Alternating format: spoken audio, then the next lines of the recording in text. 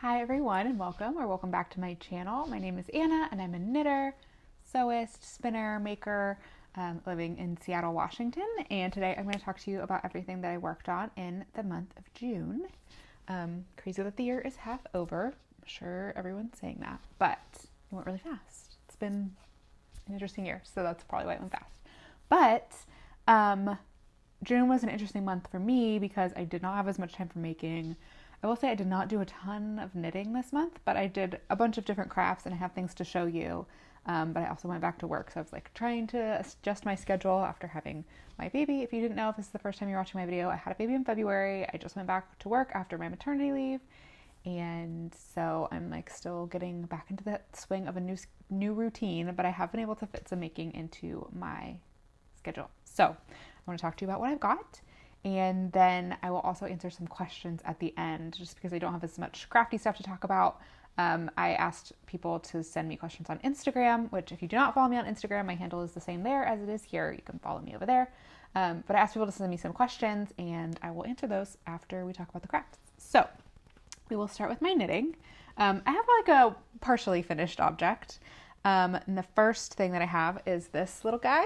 This is the Elva slipper from 52 Weeks of Socks, the Lining Magazine 52 Weeks of Socks book. I don't remember the designer's name off the top of my head, but I will put it here on the screen so you can see, and in the description box down below. And I made one of the two little slippers so far. I was just in the mood for like a smaller, lightweight colorwork project, and this definitely hit the spot. I really enjoyed it. It was super, super quick to make. My mom made herself a pair of these when she was visiting right after I had my baby, and she made them super quick. And so I figured they'd be fast, and they are fast because they're a DK weight gauge and color work. They're very like potato chippy and you just keep going and going until they're done. So this is my first one. They're very cute. It looks funny, but it goes on your foot this way and that makes a slipper. So I think they're really pretty. I think the color work is very simple but very striking. And I'm really happy with how it's turned out so far. It's a little big on my foot, but I could always felt it down a little bit. But anyway, the yarn that I used is Briggs & Little Regal. In the colors, the dark purple is Plum and the light purple is Fundy Fog. And I just hope that you can appreciate when it's knit up how beautiful this yarn is. Like, do you see all of the heathering in the colors? Especially the lighter color, you can see a ton of heathering in the yarn. It's very beautiful. And I really love Briggs & Little for a lot of reasons. It's very durable, it's very rustic, it's very affordable. They have tons of beautiful colors. And I've never had a bad experience with their yarn. So I feel like you can honestly tell best on the I-cord, the heathering. Do you see? It's so pretty. It's so pretty. So anyway, yes, I really enjoyed knitting this. I knit up really fast. I did it towards the beginning of the month when I had some family in town. It was a good portable project. We were kind of on the road for a little while, but it was super fast. The color work is very easy. There's no long floats. I think the longest that you worked one color is 2 stitches. So it's super easy. It's a very good beginner color work. The construction on these is really cool. You start at the heel actually and do a Judy's Magic cast on and then knit the heel section. And then you cast off, you put stitches on hold, cast on stitches for the top, and then knit all the way around to the toe and then do the decreases and do kind of like an interesting decrease technique to get the color to carry around. I obviously need to weave in my ends, but I think it's really cool and the effect is really nice. And then you just do the I-cord at the end. But I really like these. I think they're cute. Here, I'll even put it on my little foot for you to see. Not sure how, but this is how they fit. Disregard these strings. Should put it on the other foot. But anyway, they're really cute. They're a little big on me, but that's okay. They come in 2 sizes. This is really weird. They come in 2 sizes. This is a smaller size. I didn't check my gauge on these. It might be that my gauge is a little bit big. But I used 3.25 needles. I did magic loop. The instructions are written for DPNs, but I did not find it was super easy to just do it in magic loop instead, which I find less annoying than DPNs, even though I don't really like magic loop either. But anyway, there's my little Elva slipper. I will make the second one. I'm going to try and make it this month. I haven't cast it on yet, but I'm going on a road trip. We're going up to Vancouver in a couple of weeks to watch a soccer game, and I think I will cast this project on and take it with me for that because it's small and it's lightweight and it'll be easy to pick up and put down, and it'll be good for knitting in the car. So that's my plan, to knit the other one of these. It's not like super urgent, but they're so cute. I just think they're really cute. I think you can buy this pattern individually on Ravelry if you don't have 52 weeks of socks, volume 1, by the way. And so if you don't want to buy the whole book, you can just get the pattern individually, but the book is not that expensive. The paperback version I think is only like $20 and you get 52 patterns. So I think it's worth it. But anyway, there's my little slipper. It's very cute. I'm very happy with it. Okay. And then the only other knitting project I've been working on this month is my sweater number 14 V-neck, which I was hopeful that I would have done by the time I talked to you, but I don't, for a few reasons. I think the last time I spoke to you, I don't remember if I had put the collar on or not, but I've put the collar on and I've knit an entire sleeve, which I've actually knit twice. And I'm almost done with the body before the ribbing. Last time I talked to you about the sweater, I had just joined for the body and the round. So I've made some good progress since then. Like, this is not bad, but I have some thoughts. So my first thought is that there are too many stitches for the collar. I picked up as instructed, and this is too much collar. Like, when I was picking up, I was like, I think this is going to be too many stitches. And I did not listen to my own brain, and that was a mistake because this is just too many stitches for the collar. Like, it's huge. It's a wide collar, but like this is too much. It should not do that. So I'm very irritated that I'm probably going to have to rip out this collar and redo it because it took me quite a while to do. I don't know why it took me quite a while to do, but like a week of just working on the collar. I don't know if it's the ribbing or what, but it took me a while and now I have to redo it. So that's annoying. And I'm probably going to have to take out like a significant number of stitches. Like if I pinch it to make it hold it flat, that's probably like 2, 4, 6, 8, 10, like 20 stitches on each side. It's a lot of stitches. And this is a problem I've had with my Favorite Things knitwear patterns before, is that I feel like the stitch counts for the collars are a little off. So that's my number one qualm. My number two qualm is a qualm of my own making. And it's that this pattern is very oversized and it has the sleeves as written are straight with no decreases, which I didn't really think about when I chose this pattern and started knitting it. And so I was knitting the sleeve, blah, blah, blah, chugging along, and I got to where I would have to start the ribbing, and then I tried it on, and I was like, wait a second. These sleeves are very wide. And I was like, maybe it'll be fine. But I have another sweater, the Lou Genser from Sunnis Garn. I have another sweater that it's a raglan, but it's oversized with 2x2 rib details, and it has straight sleeves, and I despise the sleeves on that sweater. They're so wide, they're so floppy. I find it really irritating. So I was like, let me just see. And I took the sleeve of this and laid it on top of the sleeve of my Lou Genser, and lo and behold, they were the same size. So reluctantly, I ripped it back because I was like, I'm not going to like this, and there's no way I can ladder back to fix it, and it's just going to be a pain. So I ripped the sleeve back out, and I added in some decreases. Not a ton. I think I did one decrease every 2 inches. So I ended up taking out 12 stitches maybe with the decreases. 1, 2. Yeah, I decreased 6 times, so 12 stitches, which on a 16 stitch gauge is a pretty significant amount of stitches to take out of the sleeve. So I have not tried it on since, but I think that this taper is going to be much nicer. I still want the oversized sleeves. I just didn't want them to be quite so big. So that is the adjustment that I made on the sleeve. I also shortened the rib a tiny bit. I think the pattern calls for 5 inches of ribbing, which is quite a lot. And I shortened it. I thought I was shortening it to 4 inches, and then I was like, I'll just go to 30 rows, and I did 30 rows of ribbing, and it's like 4.5 inches. So these sleeves might be a little bit long. I'm not sure how much this yarn is going to grow with blocking. This is my first time knitting with a blown yarn. This is Cascade Area, which I believe is discontinued, but it's a blown yarn that's like merino, alpaca, and polyamide. Really soft, really lovely. I'm sad that it's discontinued because it's a good, it would be a good alternative to Drops Air if you're in the US and can't get a hold of that very easily, but there are other alternatives. Anyway, that is not helpful, but anyway, I shortened the ribbing, and I'm going to do the ribbing the same length on the body as well. So yeah, that is my sleeve saga. I probably would have had the second sleeve done if I hadn't had to reknit the first one twice. But luckily, it didn't actually take that long to knit.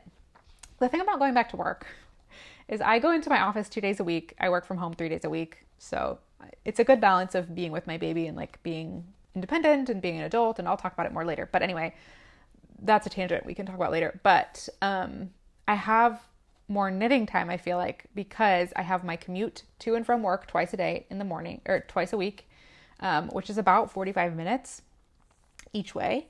So that's like 3 hours of knitting time. And then I have to pump at work because I'm still breastfeeding.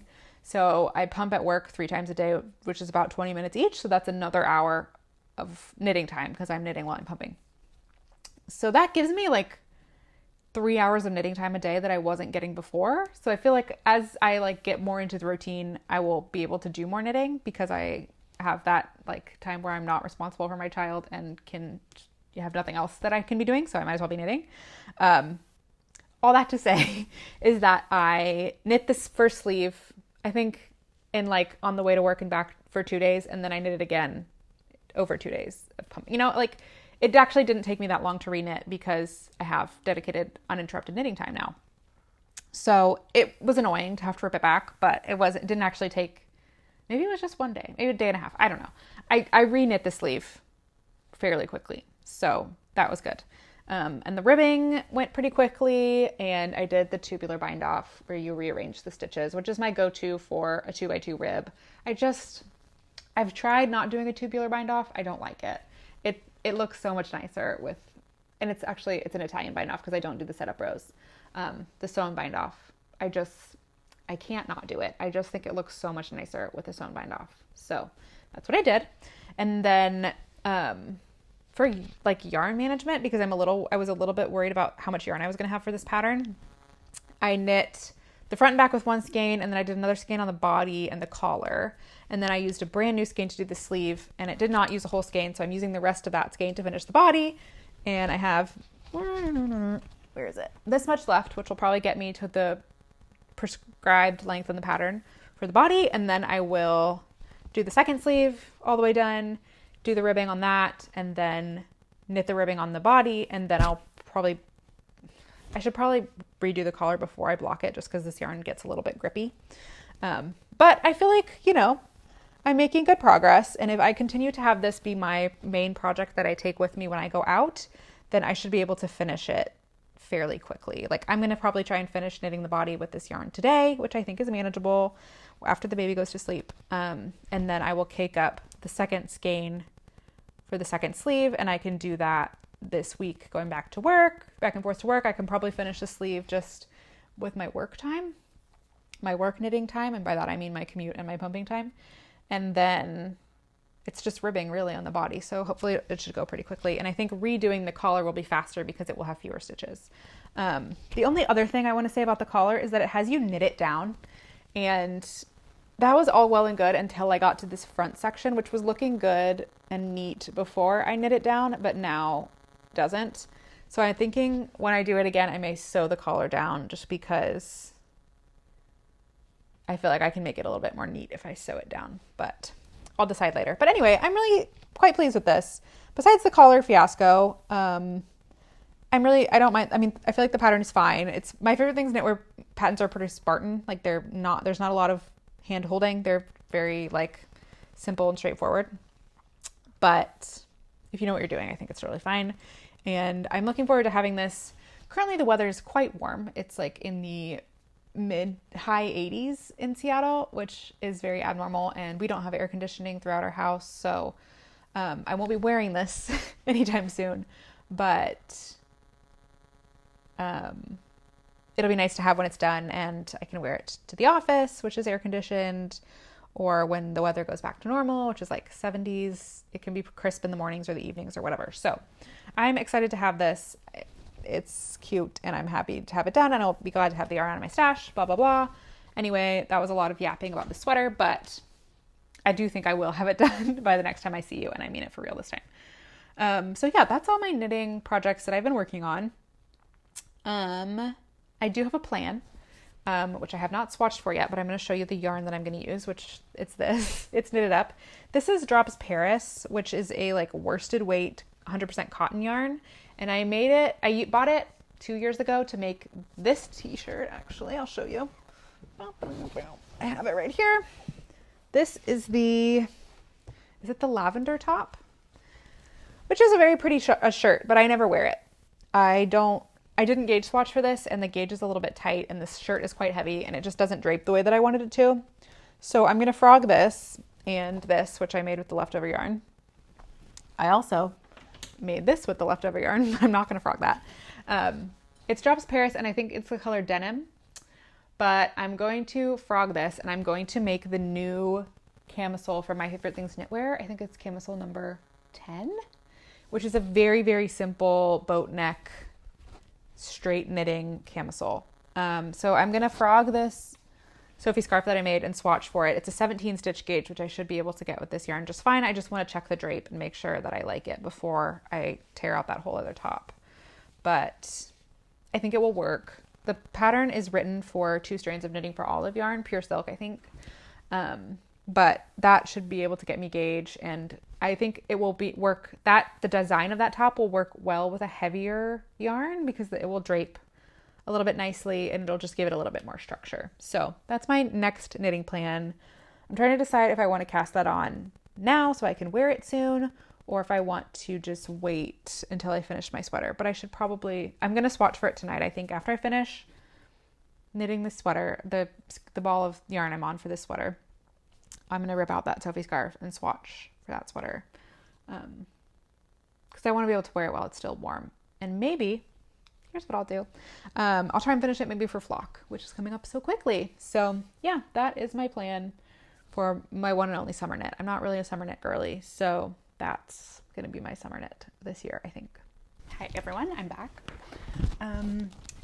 We talked about sewing. Nope, we talked about knitting. Now we'll talk about sewing and spinning, and then we'll do the Q&A. So I've done a couple sewing projects this month. I find that I always sew more in the summertime. It's fast, it's easy, it's not as hot. So the first thing I made was this little hat for Caroline, which is a little bit too big for her. A couple months ago, maybe in May, I made her a different hat that was also too big. But I gave that to my niece, and then I decided to make her another one. It's still too big, but it's very cute. I made this little bucket hat out of old jeans, like old pair of jeans that I have that had a hole in them that could not be repaired. So yeah, it's just a little like denim bucket hat. I use the same free bucket hat pattern. I will put it down below for you, but I think it's really cute. The way that I used some of the existing seams from the jeans, and so there's like a little bit of patina on there, which I think is really nice. And the jeans had a little bit of stretch in them, which I think is what's causing this rippling. But overall, I do think it's really cute. It's inspired by the Gap denim bucket hat that has the little bear on it, which, I could have just bought, but why do that when you have jeans laying at home that you can make a hat out of? So it's very cute. It's too big for her. It will fit her sometime next year. She has a pretty large head, but this still doesn't fit. So I don't know. I'll keep it. It's cute, and she'll fit it at some point. We're going on a cruise with my family at Thanksgiving, so November. Maybe she'll fit it by then, but if not, she will fit it eventually. So I made that. I think it's really cute. And then the other thing I made was this pair of shorts that I'm currently wearing. They're like the boxer style. That's very trendy. They're so comfy. They're made with this green and white striped fabric that I got at an estate sale. So I have a ton of it. And the fit is okay. I think they're a little bit wide, but I'll put a picture of me wearing them so you can see them like actually properly. They're a little bit wide, but overall I think they're really comfortable. I sized up and made the large, which I maybe could have gotten away with the medium, but it's fine. They're very comfy. I wear them a ton. I made them like 2 weeks ago, and I've worn them several times a week since then. They're just really easy and comfortable and great for the warm weather. So yeah, they were super fast and easy to sew. They have pockets in them. And like, I don't have a ton else to say about them. I'm really happy. I feel like I did a good job matching the pattern on the pockets, like matching the stripes. The thing I did not do a very good job at was sewing the waistband.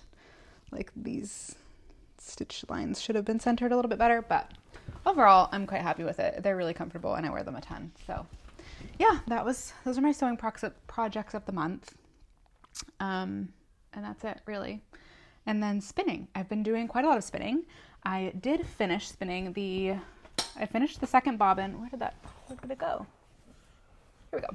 I finished the second bobbin of the Air fiber that I showed you last time, and I've plied it all up.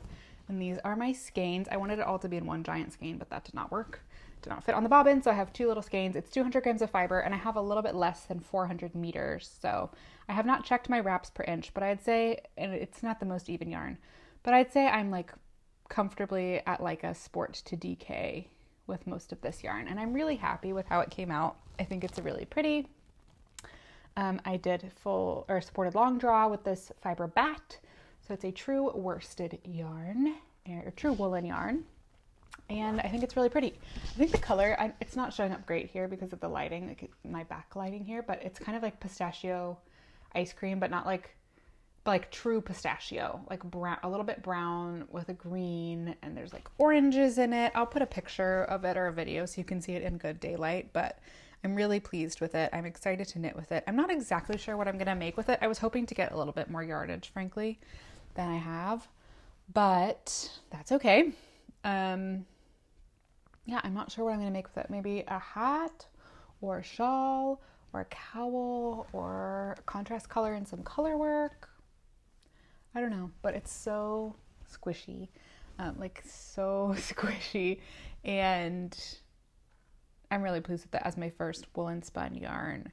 I think it's really pretty, and it turned out really well, and I feel like my singles were good, and my ply looks good, and it's balanced and nice, and I'm really happy with it. So we'll see what I end up using it for, but all in all, I'm really happy with it, and I think it's great. So I would say that took a good amount of my time, like to spin the full second bobbin and to do all the plying. But I was really motivated because the Tour de Fleece has started, which if you're not a spinner, you can skip.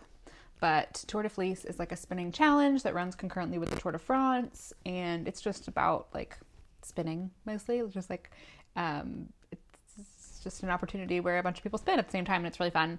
And I'm in a little group chat with some friends of mine, some new fibery friends, and some fibery friends that I've had for a while, like Marlene and Anna. Casey from Young Fold Knits is in there, and a bunch of other cute, fun people. So we just talk about spinning all the time. Mega is also in there from Skeins of Dreams. And it's really motivating, and we like answer each other's questions, and it's great. So that's been really fun. My goal for Tour de Fleece is just to like spin every day, which I've done so far, which is very exciting. So I finished spinning my bobbins and I applied, and then right now I'm actually working on some alpaca, the alpaca fiber that I showed you last month that I bought at Fiber Fusion Northwest. I'm spinning it up. It's definitely acts very differently to wool, and I'm not sure I've done the best job. I'm plying it right now, so I can't pull the bobbins off to show you, but I'll show it to you next month, my little alpaca test skein. It's okay. I don't think it's going to be beautiful. I was hoping to be able to make a Sophie scarf out of it. I don't think I'm going to have the yardage for that, but we'll see what I get. But it's fun. It's just been like a really fun opportunity to spin a lot and learn and focus on my spinning. So, which is I've been really enjoying my spinning, and I feel like it's good at this time of year when it's kind of, it doesn't feel as hot. I feel like spinning is good with the baby because she likes to watch the wheel go around. And also it's just like really easy to put down and pick up. So yeah, I've been enjoying my spinning. I'm trying to just spin like at least 10-15 minutes a day. I think next, I'm not sure next if I want to spin up this braid of Rambouillet or if I want to do these little sample bats that I showed you last time. I'm not sure, but I'll get there. And then I think if I use up, and I do want to sample this fiber up here as well and just like start thinking about what I want to knit, what I want to knit with it. But if I spin through all my fiber before the end of the tour, I may just focus on knitting with my hand spun because I have now spun a fair amount of yarn and not knit any of it. So yeah, I'm really enjoying my spinning. It's very fun. I'm learning a lot and feeling like I'm kind of getting better at a new skill, which is really exciting. So yeah, that's my making for the month. It seems a little bit anticlimactic, but it's been a busy month. We had family in town. I went back to work. It's a lot's going on. So that is why I'm a little light on projects to show you. But because I'm a little light on projects to show you, I'm going to answer some fun little questions. So I'm excited. I want to say thank you to everyone who left me questions. It was very kind, and I'm excited to answer them. So we'll just go through what we got here and answer a few of them. So one of the questions was, how has returning to work been, and how does it work practically with the baby? Like I kind of mentioned earlier before, it was a little hard at the beginning. I think the day before I went back and the day that I went back, I was like very emotional because obviously I had spent every day, almost all of the 24 hours with my baby. And so it was really hard for me to leave her, but it's been okay. Like I said, I work from home 3 days a week. So Monday, Thursday, Friday, I'm at home. And then Tuesdays and Wednesdays, I go into my office. My husband and my child's father works from home 24/7. He has for many, many years now. Even before COVID, he worked from home. So he is always here. And then right now we have a good friend who's a teacher who's not teaching in the summer, is watching the baby while I'm at work. So she comes, hangs out with her all day. James is here, so there's plenty of people to keep an eye on her. And so far it's been going well. And the way that our leave situation has worked out is that we're going to have the babysitter with her for a couple more weeks through the summer until she has to go back to teaching at school. And then James will take some time with her, and then I will take some more time with her, and we'll get her to about a year of her being at home with us before she goes to daycare. So that's our plan. And so far it's been going really well. She's the best baby. She's so easygoing, very like amiable. So I think maybe the first day I was gone, she was a little fussy. She was just with her dad that day. And she was just not really used to other people putting her down for naps, but she's gotten better at it already in the last 3 weeks. And she seems really happy, and I'm actually really enjoying being at work. It gives me the opportunity to like use my education and my skills, and to have something for myself, and to have a little bit more time for myself is really nice. So I'm trying not to feel guilty about it, because there's nothing to be guilty for. Like, I'm living my life, and this was going to have to happen eventually. And so it's happened now, and it's going okay. I will always treasure the time that I got to spend with my baby. Those first 4 months were like really, really special. And I was so happy that I was able to spend that time with her. But it's almost like those months I was like kind of in limbo, like living a life that wasn't real. And now I have re-entered my life. And it's kind of weird because I'm doing what I was doing before I had a baby, and I'm like a completely different person now. And so it was kind of weird the first week, like being back at this desk that I sat at when I was pregnant. Like, I was at work the day before I went to the hospital. So it feels kind of like a little bit weird, like I'm bouncing between two worlds, but I'm starting to settle in and feeling a lot better. Like I said, I pump. She's still breastfeeding, so I pump at work and bring the bottles for her, and she takes them just fine. She's the best baby ever, so I can't complain. But overall, it's been going really well. I'm happy that things are going well. I'm happy that she's happy. I'm happy that everything is working out. It's like a good relief, and I feel very thankful for how everything's going. So that's good. Yeah. Anyway, that's probably all the baby questions that there are front loaded. So if you're not interested in that, keep listening. There's more coming. But anyway, another question was about dream cast-ons. I think my biggest dream cast-on is to make like an all over Fair Isle style colorwork cardigan for me. I've wanted to do this for years now, and I have a good amount of yarn in my stash now. Like, fingering weight, I want to do like really well, like fingering weight all over colorwork cardigan. I have not been able to find the perfect pattern yet, and I am very particular, and I haven't been able to find it yet. So I found a few different patterns that I like, and what I think I may end up doing when I have the mental capacity for it is like using a couple different patterns, putting together a chart that I like, and knitting kind of a bespoke version. But that is my dream, is like a fingering weight all over colorwork Fair Isle cardigan. So like multiple colors. Yeah, that's my dream cast on. Beyond that, there's nothing like that I'm super dreaming about. That's like my Mount Everest right now. I would love to knit a big blanket, but I also haven't found the perfect pattern. So those are probably my big dream cast ons for right now. Yeah, there are so many things I want to make for the baby, but again, I think my biggest dream cast on is that cardigan for me. I'll put some like inspiration pictures of kind of the vibe that I'm going for, but again, none of these are quite perfect. And it just feels very daunting, like an all over Fair Isle colorwork. It's a lot of work. Picking the colors seems really challenging. like making the fit, like the steeking. It seems like just like a whole mountain to climb. So I do want to do it.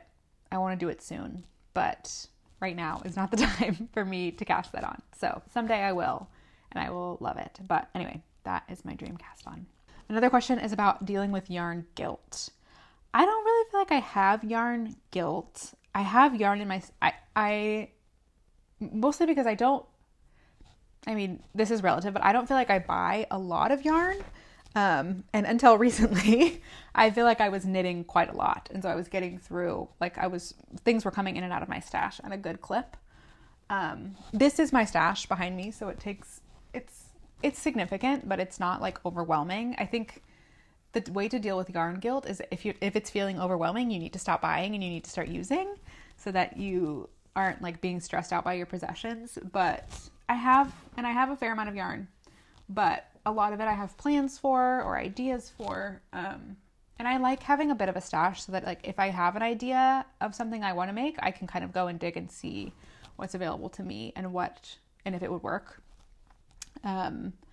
So I think you just kind of have to figure out what works for you, like how big of a stash feels comfortable, how quickly you can work through things, and then just like being really mindful with your purchases. Like if you're buying something, buy it with a pattern in mind, even if that's not what you end up using it for. Like don't just buy something because it's beautiful, buy something because you know you'll use it. So that's my philosophy for my yarn stash and acquisitions, like buying things that I know I want to use that are versatile enough to work with different patterns, and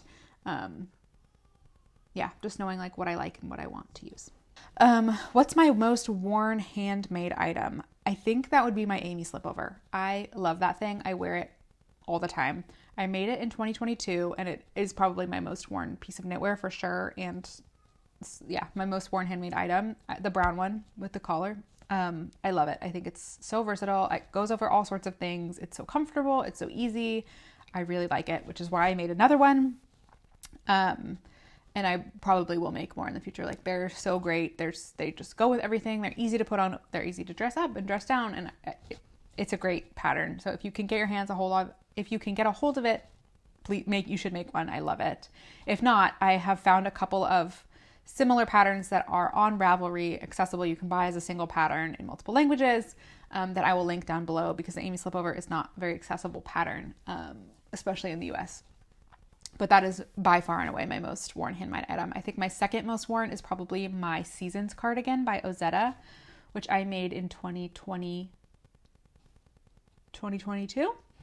I finished it like on Christmas Eve or New Year's Eve of 2022 or New Year's Day or something. But I wear that thing all the time.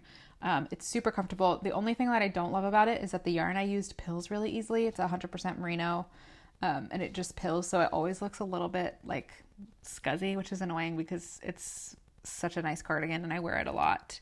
The color is really great. It's really comfortable. I just wish it didn't look so ratty all the time. But those are probably my most worn items. And then I do also really love my Marseille sweater by Petite Knit that I knit last year. I wear that one a lot too. Someone else asked about my mods for my Amy slipover. I took notes in my Ravelry project page for that project.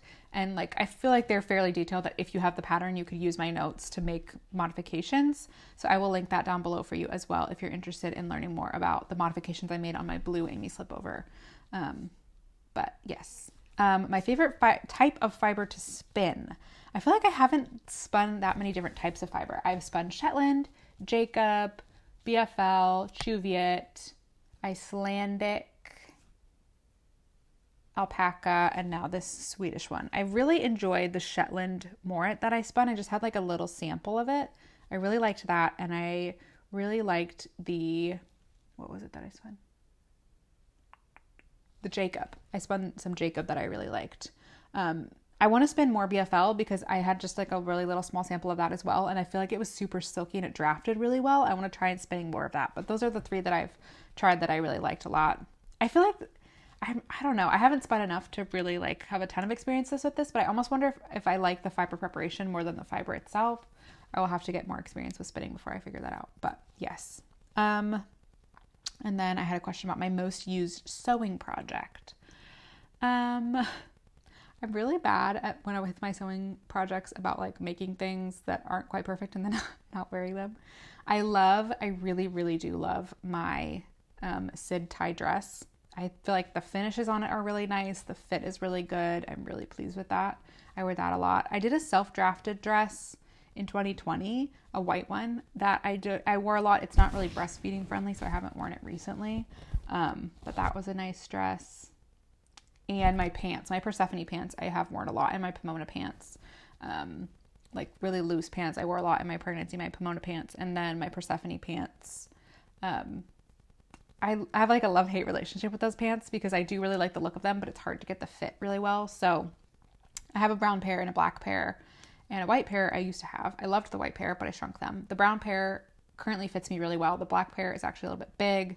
So yeah, I have some white denim to make another pair of wide leg white pants, but I don't know that I'm going to make the Persephones again just because it's hard to get the fit right. So yeah, I would say most used sewing project is probably my Pomona pants and my Persephone pants.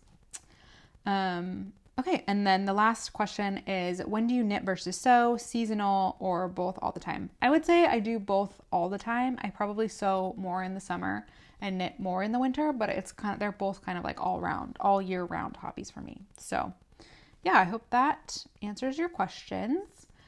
Thank you to those of you who left questions for me. It was very nice of you. And this was a fun little activity to tack on the end of today's video. So thanks so much for watching. I hope you enjoyed it. I know it was a little bit short and a little bit sweet, but this is where we're at these days.